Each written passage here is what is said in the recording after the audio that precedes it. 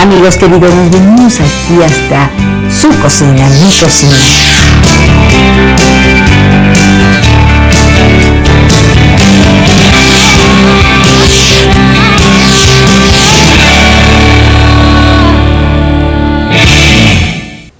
Qué gusto de reencontrarnos en este espacio del sabor del saber.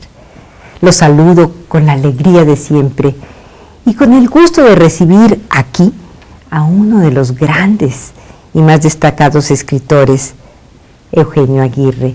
Siempre es un placer platicar con él por sus conocimientos y su ingenio, y aún más en este año del Bicentenario, porque además de ser un muy buen narrador, es un profundo conocedor de nuestra historia. Y asimismo, la participación de Alejandro Ordorica, siempre lúcida, que hoy nos hablará de Hidalgo. Así es que empecemos ya con estos ricos sabores de los buenos saberes.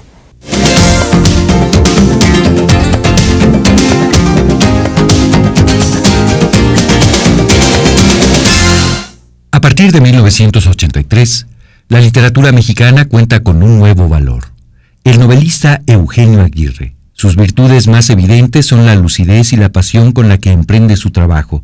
Sin embargo, hay en su obra un mérito más, y tal vez aún mayor, que consiste en la destreza narrativa con que Eugenio Aguirre consigue armar sus historias, especialmente en el campo histórico. Pero lo cierto es que se trata de obras realizadas con formidable habilidad y que han requerido en su factura un arduo trabajo que estriba en la disposición magistral de los elementos de la historia como recuento de vidas y de hechos reales o probables. Entre sus libros destaca Gonzalo Guerrero, que habla acerca del azaroso encuentro de los mundos mexicano y español. Entre algunas de sus novelas más sobresalientes se encuentran Pasos de Sangre, con la que Eugenio Aguirre obtuvo el Premio Nacional de Literatura José Fuentes Mares en 1986, La Lotería, los volúmenes de cuentos Cosas de Ángeles y Los Perros de Angagúa, y su más reciente libro sobre Hidalgo. Con nosotros, Eugenio Aguirre, destacado hombre de letras. Estamos con el escritor Eugenio Aguirre, un narrador fuera de serie, con grandes talentos, y autor de muchísimos libros y además muy interesantes y que vienen en momentos muy precisos porque revisa nuestra historia. Bienvenido al Sabor del Saber. Muchas gracias, Marta. Es un placer estar contigo. Ya sabes que te admiro mucho.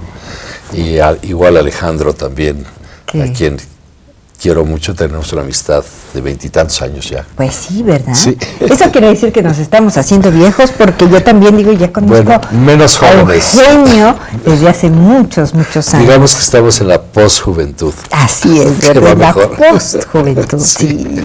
Eso me gustó mucho. Eugenio, ¿cuándo fuiste consciente de este talento que posees y que además lo trabajas? Como los 3 talentos, ¿no? Esta parábola de los 3 talentos, ¿no? Yo te agradezco que me consideres talentoso. Yo creo que soy un escritor común y corriente que trata de hacer lo mejor que puede su trabajo.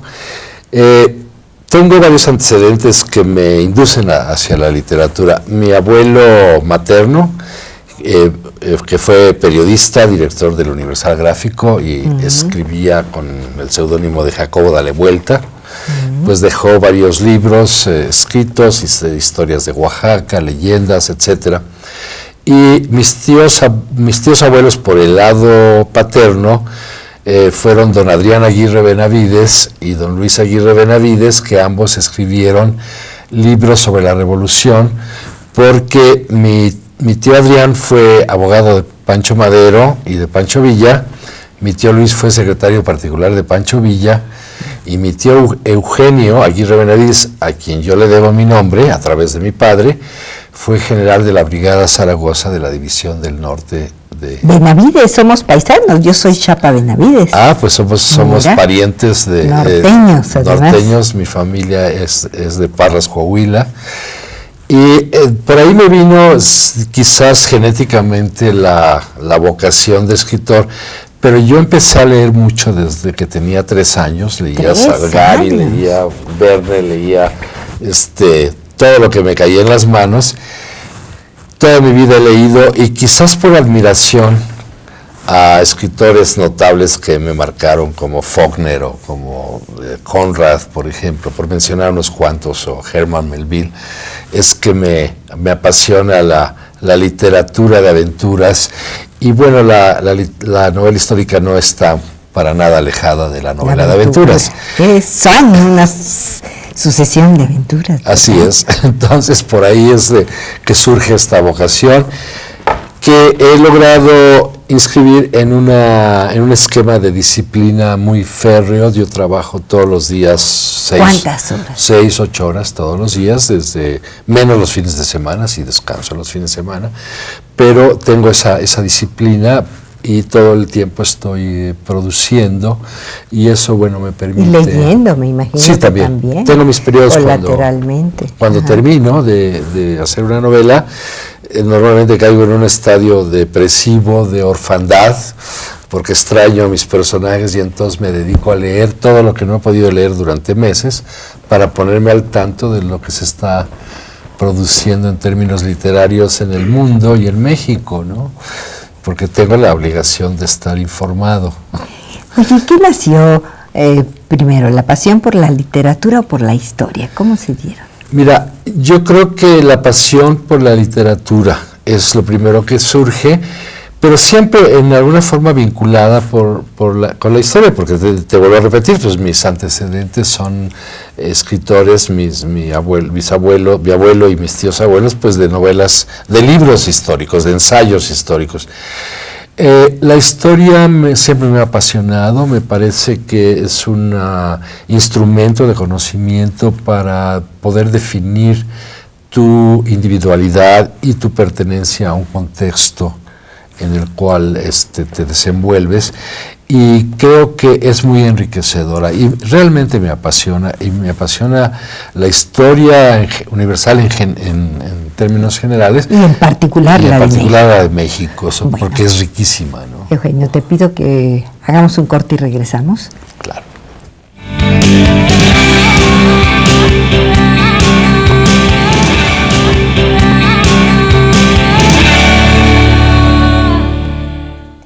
Eugenio, ¿a qué le atribuyes esta tendencia en el mundo a los libros, a la historia? Bueno, te voy a hablar de la novela histórica. Creo que la novela histórica es el instrumento divulgador más notable para el conocimiento del pasado. Y te puedo dar como datos que gracias a Sir Walter Scott, los ingleses conocen muy bien su historia, gracias a Alejandro Dumas y a Balzac, los franceses conocen muy bien su historia, gracias al Duque de Rivas, los españoles conocen bien su historia, y nosotros tenemos a nuestros grandes escritores de novela histórica como Altamirano, Paino, Rivapalacio, Fuentes Mares, Iscabalceta, Nelly Campobello, en fin, hay toda una producción que nos antecede.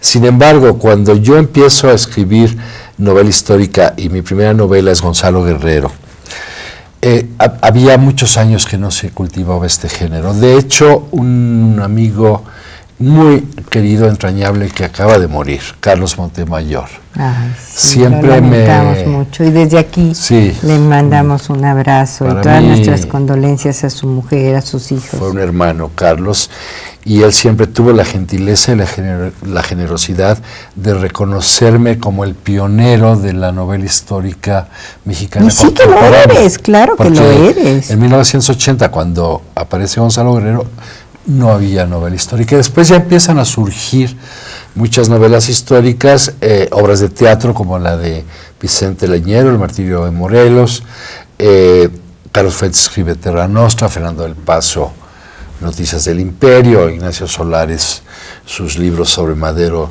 y Felipe Ángeles, en fin, empiezan a surgir muchos textos ya con un trasfondo histórico. Y yo creo que lo que sucede es que nuestra sociedad ha alcanzado la madurez necesaria para poder contemplar el pasado y reflexionar sobre él, revalorarlo y darle la dimensión que merece. Y nosotros somos ciudadanos de una cultura maravillosamente rica en términos históricos, porque tenemos muchas vertientes prehispánicas, la cultura náhuatl, la cultura maya, los mixtecos, zapotecos, que enriquecen nuestro pasado, y también toda la cultura, todos los antecedentes europeos que están en nuestra sangre, porque al final de cuentas pues somos mestizos de un entrecruzamiento entre estas dos culturas, ¿no? Y en algún momento yo te escuché decir que había todavía una gran tendencia al machismo, a no valorar a la mujer en toda su dimensión. ¿Crees que eso ya está superado o? Bueno, se ha ido diluyendo, se ha ido componiendo, por llamarlo de alguna forma, pero debemos recordar que las obras históricas fundamentales, sobre todo de la parte de la conquista y de la reforma, etcétera, han sido escritas por hombres, con un sentido machista y misógino de la historia, y entonces se les han olvidado las mujeres, y resulta que la mitad de los contingentes revolucionarios o de independencia, etcétera, se fueron mujeres. Detrás de los guerreros aztecas había guerreras aztecas. Y bien bragadas, y valientes, y participaron activamente. O sea, y entonces es muy triste y es doloroso que se haya olvidado este componente femenino en la gestación de nuestra historia, que es vital y es fundamental. Al final de cuentas, son las mujeres las recipientarias del imaginario de una sociedad. Y son ellas las que le dan carta de naturaleza al devenir de un pueblo. Tienes toda la razón. Y yo sé que tú has escrito libros muy importantes, pero para tratar de superar estas grandes olvidos y estas lagunas, ¿verdad? Lagunas negras. ¿Verdad? Cuéntanos de Isabel Moctezuma, me interesa mucho. Mira, Isabel Moctezuma es un caso que viene muy bien a cuento, porque es increíble que esta mujer, que fue la hija del güey Tlatoani Moctezuma Xocoyotzin, pues que vivió inscrita en la esfera de poder, que tuvo conocimiento de lo que sucedía, de lo que pasó, pero que además fue violada por Hernán Cortés, pero además estuvo casada con Cuitláhuac, luego con Cuauhtémoc. Luego la viola Hernán Cortés, y para cubrir el ojo al macho de un embarazo, porque la deja embarazada, la casa con un capitán de él. Luego este capitán muere al año. Alonso, se me va el nombre, bueno, está en la novela. Luego la casa con Juan de Andrada, y luego... Sí, se va casando conforme se va muriendo, ¿verdad? Oye, vamos, Eugenio, un corte y regresamos para que me sigas contando esta historia.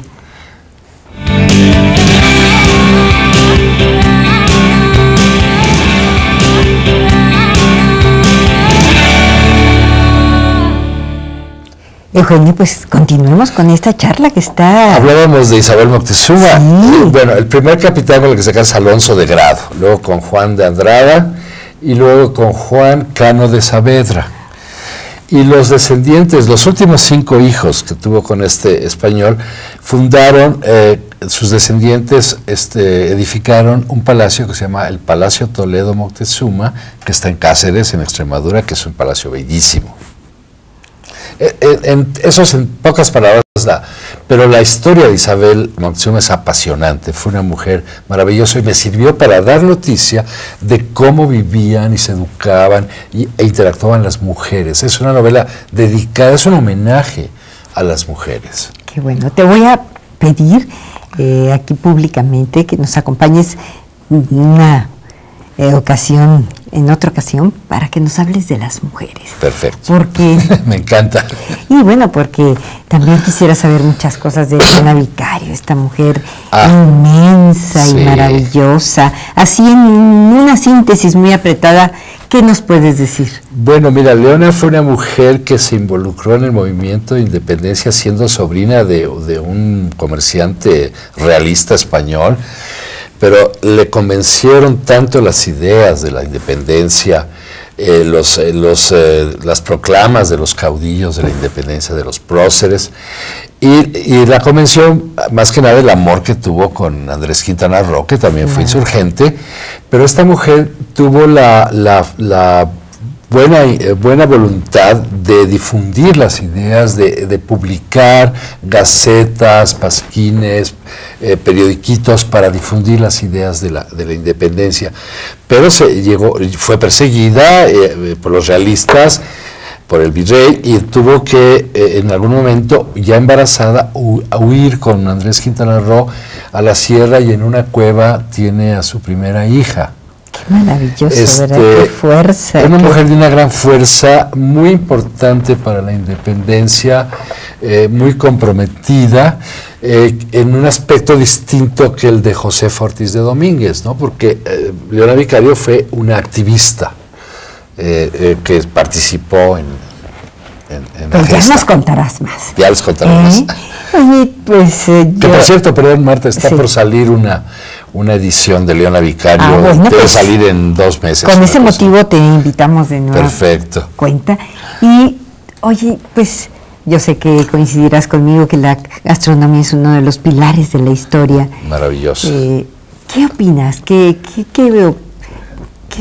sientes? Mira, me encanta la comida, es parte sustancial de nuestra cultura, y el otro día invité a comer a un amigo y le hicimos comida prehispánica. Comimos quesadillas de huitlacoche, de flor de calabaza, comimos tacos de chapulines, comimos una crema de maíz. ¡Qué rico! Y le decía yo, te das cuenta que estás comiendo la misma comida que seguramente comía Moctezuma y los señores principales en la época prehispánica, y que no hay ingredientes de Europa en esta comida, ¿no? A mí me fascina, me gusta mucho, creo que la gastronomía es una actividad que enriquece la cultura, que refleja mucho la idiosincrasia de un pueblo, es un espejo, como tú lo has dicho muchas veces, y qué bueno que tú has dedicado tu arte a reflejar las frutas y a dar noticia de muchos ingredientes de nuestra comida. La verdad es que me apasiona. ¿Cuál sería el platillo favorito? ¿Cómo puedes escribir esos libros tan interesantes y tan profundos? ¿De qué se alimenta Eugenio Bueno, te voy Aguirre? a decir que como Cristina Pacheco, mi alimento favorito es la sopa de fideos. Ay, que no la puedo perdonar. No, yo creo que me fascina, ¿no? Pues te la prepararemos ahora que vengas aquí. Gracias.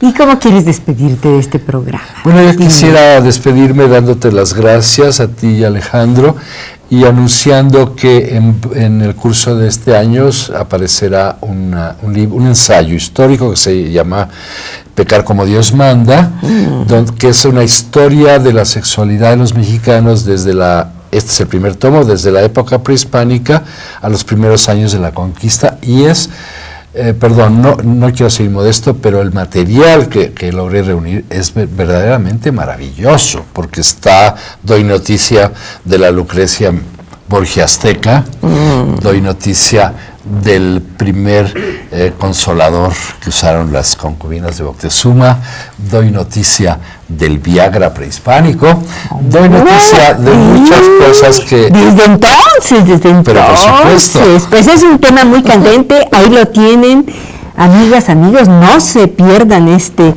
próximo libro, y además vamos a invitarte para que nos platiques, porque es una obligación saber de todo eso. Y bueno, por supuesto, gracias por habernos acompañado. Y ahora los invito, pues de manera muy emocionada, a la participación de Alejandro Ordorica.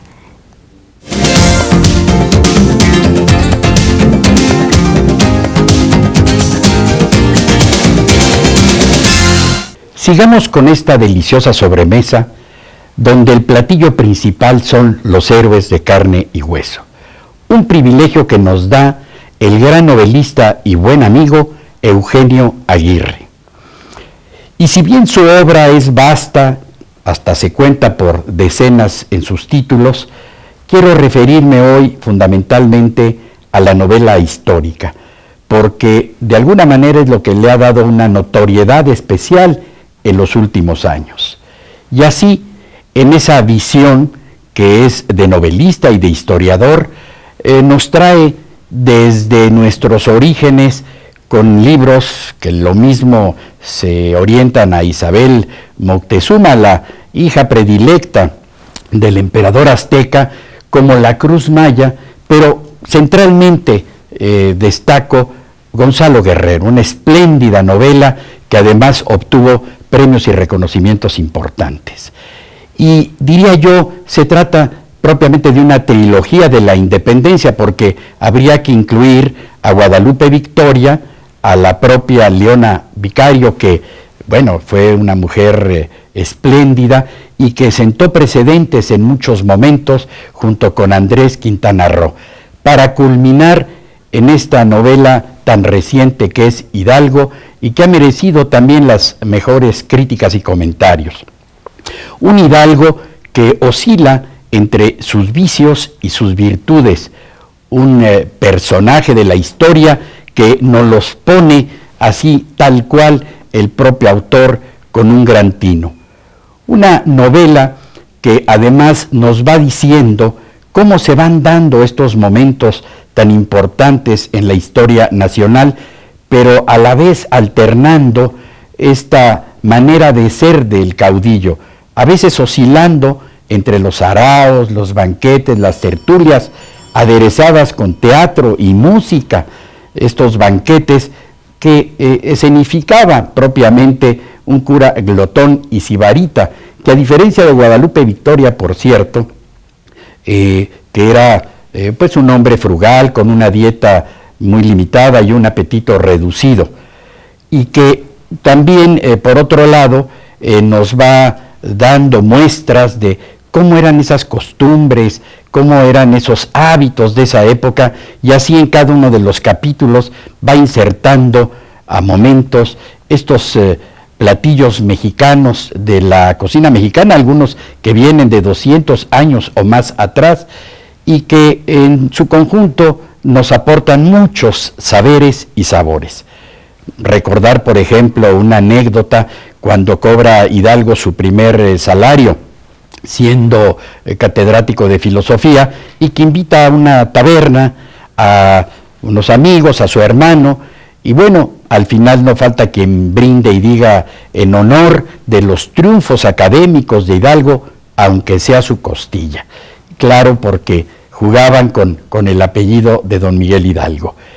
Y igual referencias que nos llevan, por ejemplo, a la mesa familiar, donde no faltaban los tamales, los tacos, las tostadas, que complementa muy bien nuestro héroe nacional con una degustación plena y abierta por las calles de la Ciudad de México y desde luego por Guanajuato.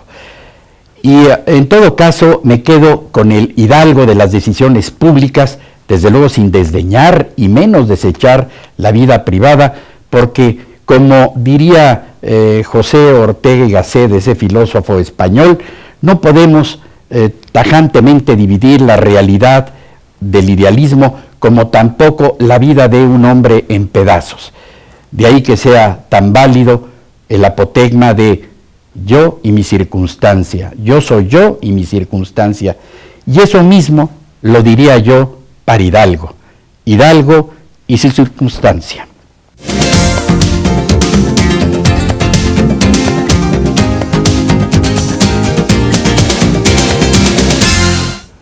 Amigas, amigos, como se los anticipé, fue todo un agasajo charlar con Eugenio Aguirre, un hombre tan culto y tan inteligente. Y asimismo escuchar los siempre atinados comentarios de Alejandro Ordorica. No se olviden visitar mi página de internet y ¿qué creen? Ya estoy estrenando un Twitter. Visítenlo. Así podremos estar en comunicación más directa. Gracias por su valiosa compañía y aquí los esperamos la semana entrante con muchas sorpresas. Y bueno, pues concluyo la emisión de esta noche con un pensamiento. La cocina, así como la historia, es todo un arte en la que intervienen la imaginación. Que la luz los